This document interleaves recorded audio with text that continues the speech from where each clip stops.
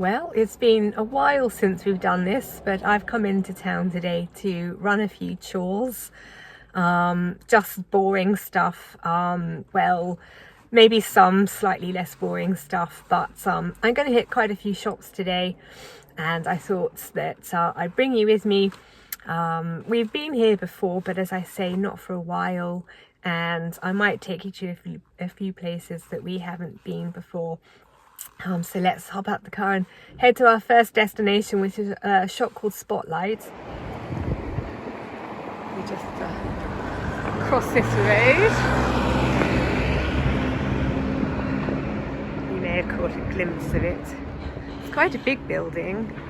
I suppose it's sort of like the equivalent to a medium-sized supermarket, and it sells looks like kind of craft supplies, but a lot of fabrics, which is mostly what I'm heading there for. I like to pick up the remnants, which they have in a little basket for these fabric collages that I work on, as well as other bits and pieces, bits of ribbon and stuff, and I'm also after some fabric glue.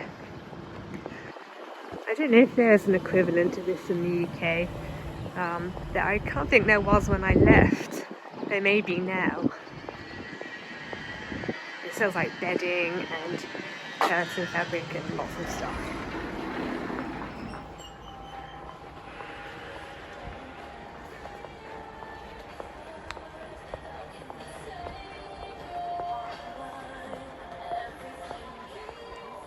I think this is cake decorating.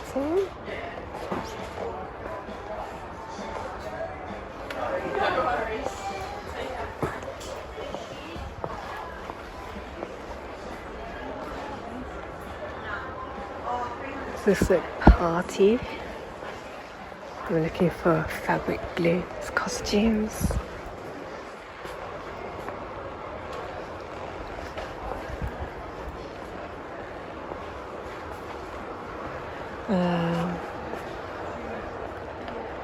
There's sorts of glue here. Terrible spelling aside, which stuff like that annoys me. Anyway, this will do. Here's some of the fabrics.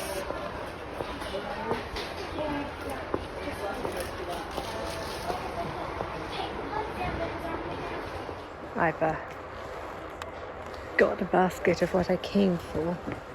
Whilst I'm here though, I thought I'd check out the fabrics, or some of them, because I'm on the hunt for fabrics for my bedroom wardrobe situation, which is basically just in the eaves.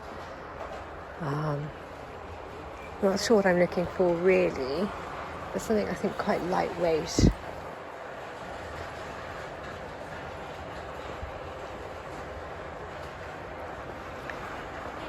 Maybe quite dark, because it gets sort of dusty up there from the fire, so anything too light would start to look pretty dirty.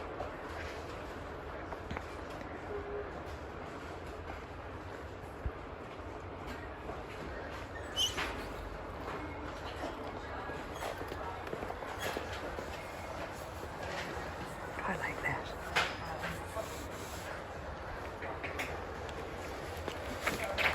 Some of the bees, it's quite nice.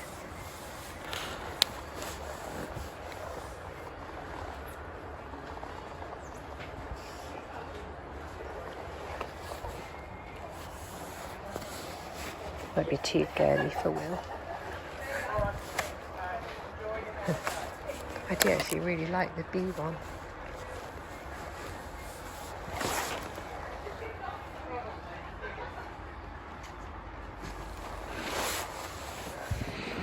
That's that all done. I really like Spotlight, it's an excellent shop. I'm off to the next place, which is a stationer's, because I'm after something to keep my bags in the boot of my car better organised.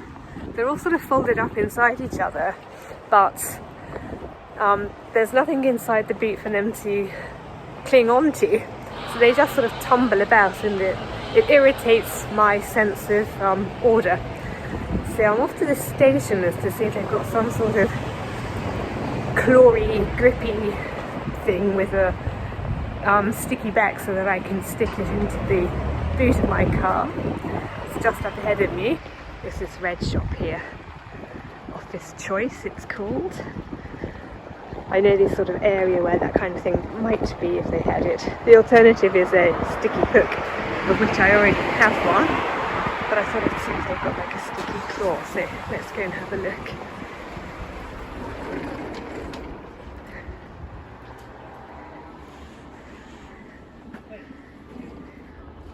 Can't really see what I was looking for, but I saw this.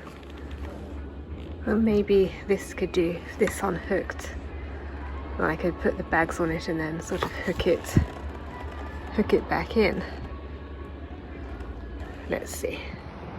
I'm now heading over the road.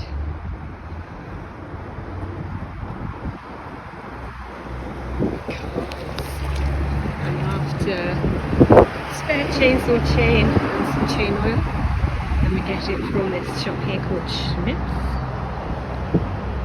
I like to keep well stocked because I can't really afford to not be able to do chainsawing when I need to, so here we go.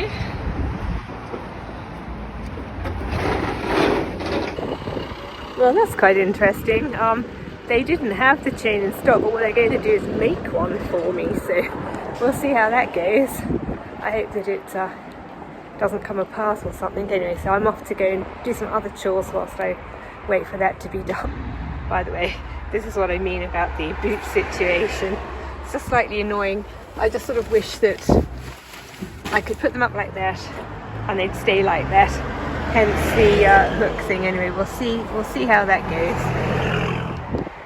Well, as I said, I'm waiting for them to make my chain. The mind boggles. Anyway, I am off to do a couple of other bits and pieces in this part of town.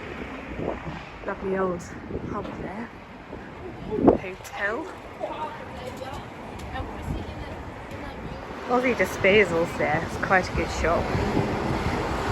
It's like a sort of army surplus shop, but not so much. Like that sort of vibe, but not really army surplus. Get some good outdoor stuff in there.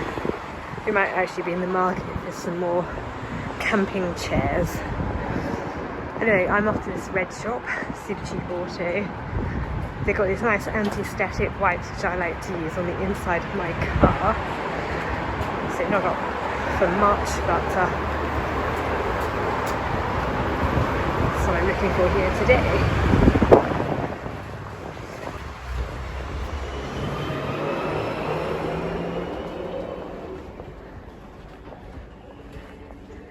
We'll be over here. These are the ones. They're quite fussy though, you have to make sure you get one with the lid is firmly attached, otherwise you can get them and they've dried out, but that looks fine. I'd say that where we are now is pretty typical of rural and regional Australian towns. It's sort of in terms of the architecture and the type of shops you encounter here. Speed up so I can make the crossing. Just stopped in the shop, bought a nice little cake tin for another project I've got in mind. But this is where we're heading now.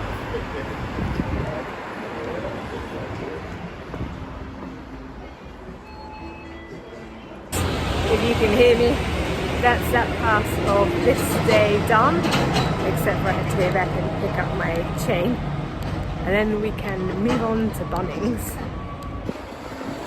No trip to town would be complete without a quick stop off at Bunnings.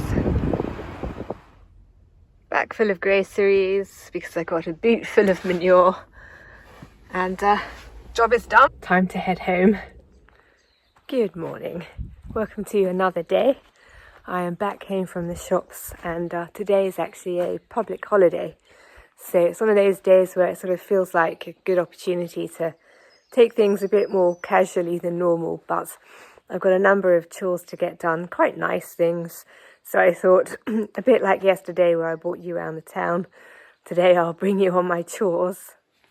I'm starting off by giving my chainsaw a sharpen. My chainsaw chain a sharpen using our homemade chainsaw sharpening tool because I'm not able to attach clamps to my workshop table. So I'm going to crack on with this.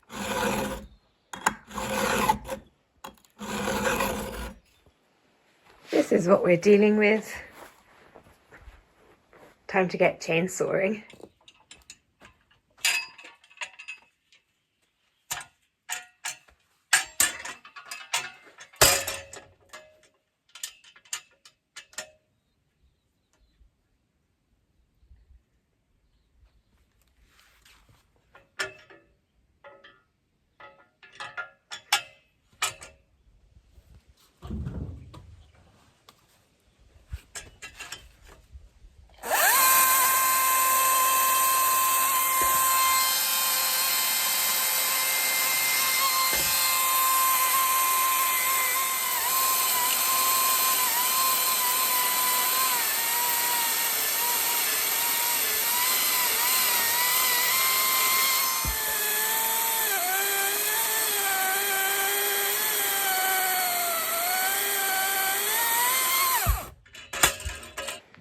That's that done.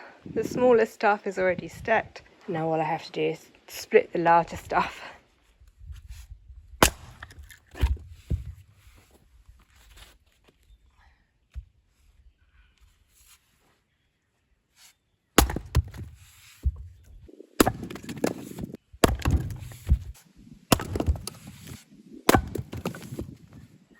This is the next project Will and I are looking to tackle. It's probably the only project we'll be doing together, and that's giving this tree close to the house a bit of a prune. I just don't want it to get too out of control and pose a danger to the house. So we just try to keep it in some sort of reasonable shape. And now's a good time because I'm about to have my last bonfire of the summer, so this is a good opportunity to my last bonfire of the winter, so this is a good opportunity to deal with this. Next on the agenda is a couple of small car related things. First of all, see if my stopping my bags sliding all over the place solution has worked. What I did here was buy that cable tidy from the stationery shop, so it just unhooks like that. And then you're supposed to put your cables there. But what I thought I'd do instead is put the handles of my bags there. Whoa. So hopefully that'll keep those a bit more secure. There's Will just bringing down the last of what we pruned off the tree. It wasn't a whole heap, but the idea is just to protect the house a bit should it for some reason fall over. The next thing is inside the engine bay. I'm not sure how well I'll be able to convey it, but this is the screen washer bottle, and let me see. I don't know that you can see, but here where my finger is, there's a hole. Let me see if I can zoom it in. Oh yeah, I think you can see that. There's a hole where I'm assuming the rat which chewed through my cables also chewed through that. Luckily it's right at the top. But I just don't like knowing that I can't fill my screen washer bottle up as full as I would like. So I'm going to try and do something about that. See, whilst I'm at it.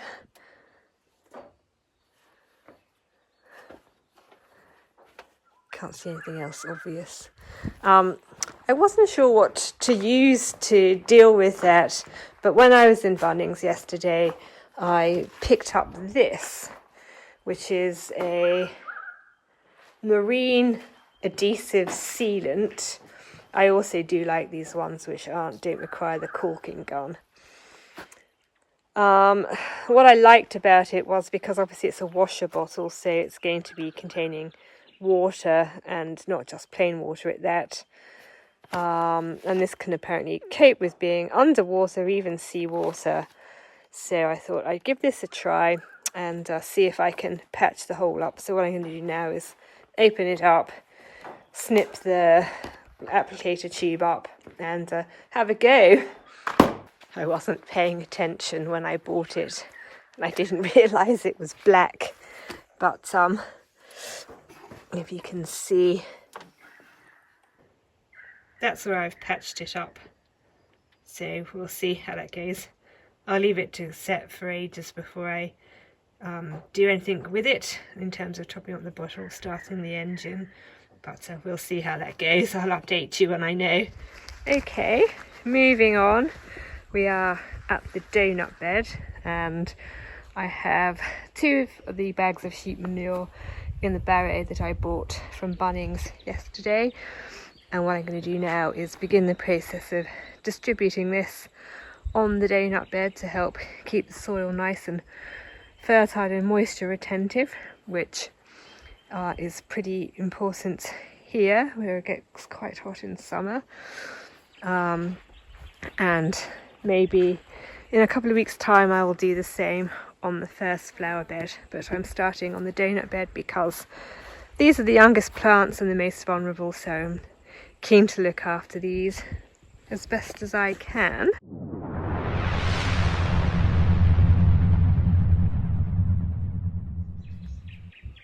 And the last thing for today is dealing with these plants which I picked up yesterday from Bunnings. So I have got 2 for the flower beds, 1 each, and 3 to make a start on screening the new Woodstore building. For interest, this is what I got. So this is one for the Woodstore building. I'm going to plant this quite close to one of the entrance sides because apparently it's got nice fragrant flowers. Of all the plants, this is the most sickly one, and actually it was on special, so we'll see how that goes. But yes, apparently it's got very nice fragrant flowers, so I thought that could be good down there.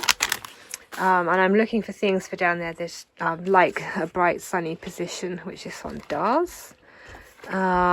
This one also is to go down at the Woodstore building. What I was looking for was plants which had some sort of year-round interest. They're definitely evergreen because I didn't see the point of having a screening plant which is deciduous. And this one has the fragrant white flowers, and this one, as you can see, has these nice purple flowers, and is fast growing, that copes well with hot, dry, exposed areas and coastal conditions, so that's pretty good.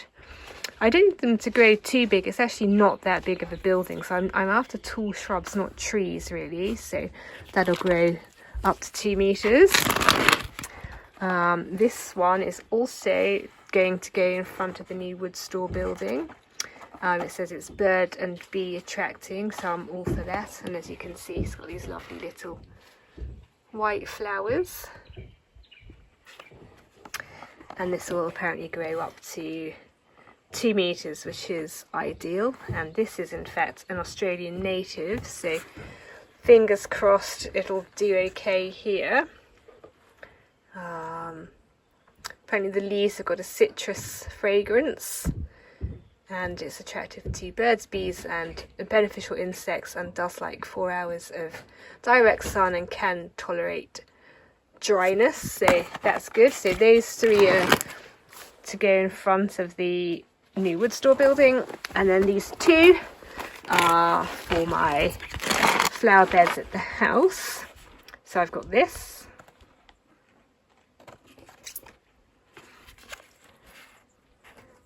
which again is evergreen, but will grow to 1 meter.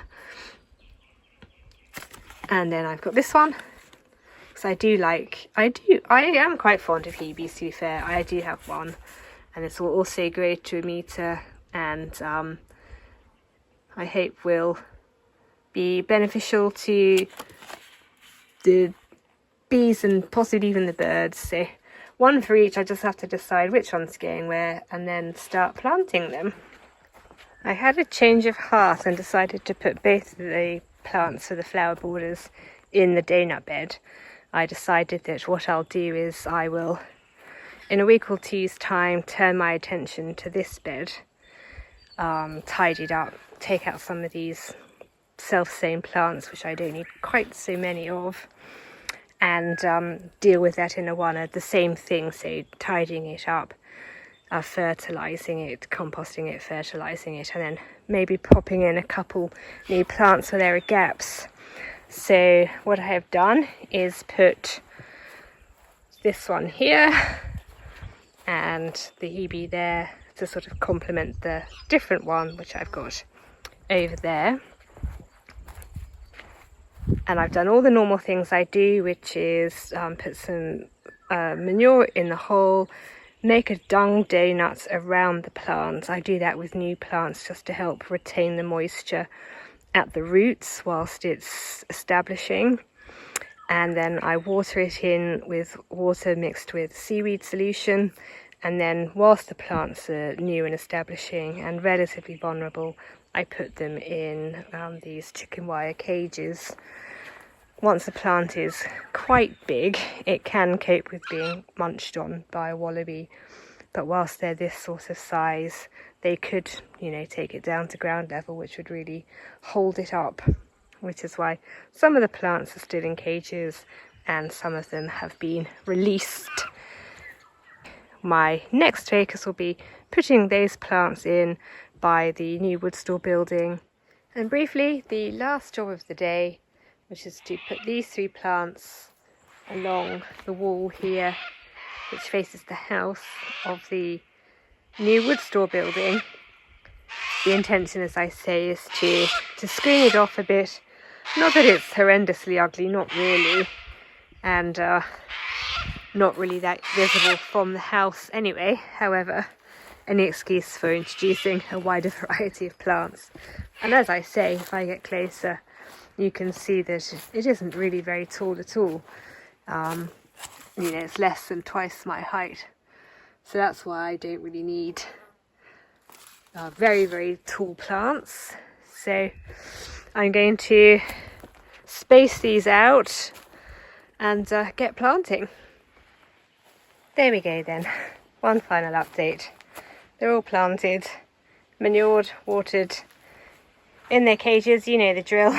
So now it's just up to them. Fingers crossed.